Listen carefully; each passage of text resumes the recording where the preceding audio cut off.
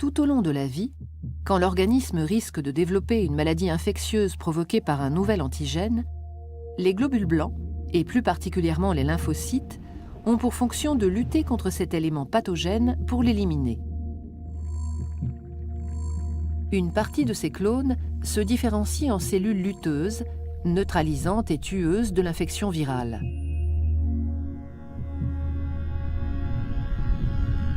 Une autre partie demeure sous forme de lymphocytes B mémoire, T4 mémoire, T8 mémoire, spécifiques de cet antigène. Ces lymphocytes mémoire sont stockés en réserve dans les organes lymphoïdes, dans le thymus, dans la rate et dans les ganglions lymphatiques.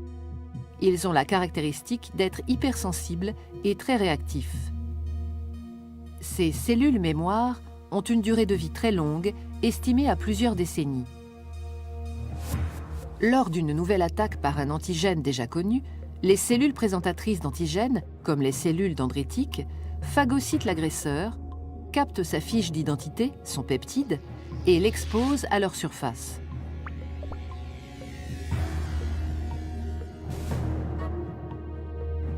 La cellule dendritique, présentatrice de l'antigène, migre ensuite vers un ganglion par les vaisseaux lymphatiques et présente le déterminant de l'agresseur aux lymphocytes T et aux lymphocytes B, produits lors de la première infection et qui sont en réserve dans les follicules du ganglion. Elle présente le peptide antigénique aux lymphocytes dormants et ceux qui parmi eux ont gardé la mémoire du premier contact s'activent.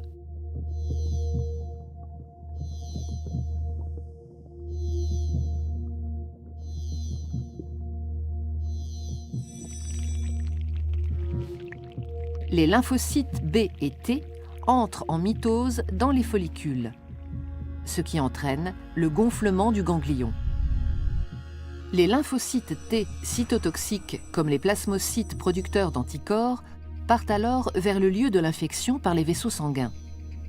Grâce à l'action des lymphocytes mémoire, la réponse adaptative sera alors plus rapide, plus intense et plus efficace.